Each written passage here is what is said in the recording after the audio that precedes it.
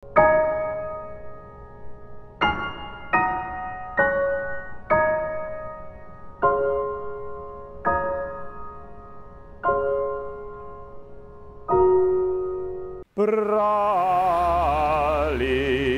brali, brali, brali. So of course I will not be speaking any differently than I have done at every lecture we have had before now. There will be no change in the way I'm treating you.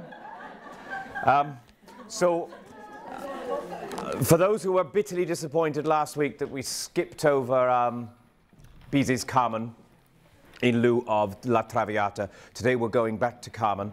And just to let you settle beforehand now, we'll play the prelude to Carmen. Again, this is an opera without an overture. It's a prelude which sets the scene. Many of the motifs that are heard throughout the opera are highlighted during it. The Fate theme, the Toreador's song, and the Habanera, I think, are the ones you'll hear in it. The prelude, which is quite short and sweet, and highlights the use of the orchestra that Bizet is using more than the voices. But we're going to get to all that in a little while. First of all, of course, we've become quite traditional that we stand up and get into a circle. Well, if you'd protested loudly enough the first time we did it, wouldn't have happened again. It's your own faults.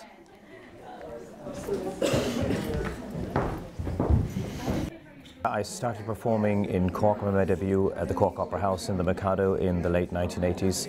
I then studied in Dublin, London and Zurich, and for the last 15 years I'm working professionally throughout Europe, a lot of the time in Germany and some productions here in Ireland, and odd recital tour to America and further afield Japan and New Zealand. The structure of the course itself, we're introducing some of the better known operas, just looking at reasons for certain musical features of them, the progression of music over time, how the structure of operas has changed throughout the 17th, 18th, 19th centuries, right through to the 20th century, when many people would feel that opera isn't as much a part of popular culture as it was in the preceding centuries. The operas we've been dealing with on this course include Carmen and La Traviata, Mozart's The Magic Flute, and Puccini's La Bohème, so right through the structure of the classical music-based opera, right through the Romantic period and the Verismo operas. In many ways, there's not a huge difference between the performance in a theatre situation and lecturing. You've got to have if you're contriving any sort of performance or lecture, there needs to be a definite construction to it. We've been starting the classes normally with an activity to get everyone relaxed and smiling and enjoying themselves, then proceeding with the life story of the particular composer we're dealing with for that lecture. Then we work through one of his more highlighted works and highlight some of the musical numbers from the work, and how then there are constraints for the performance, how different performances, or how the performance styles have changed over the time from its original performances, often under censorship that we don't now have, and how different producers have approached the piece and the challenges for the performer within each opera. Do-do. Okay, we're ready. 1, 2, 3, 4. 1, 2, 3, 4. The location here in the CAT theatre it's ideal. It's a working theatre.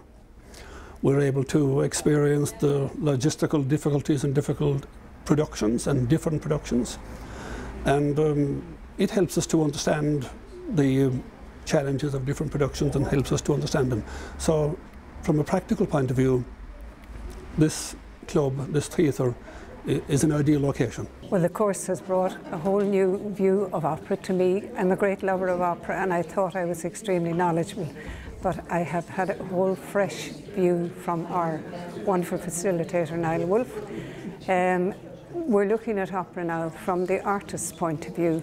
So we're seeing it from a different angle, and when I go to opera now, I will have a totally different attitude towards what it's all about.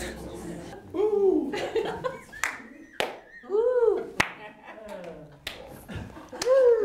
Ah, you're a 1. Ah, see, I caught you out. I knew you weren't counting. You've got to keep counting.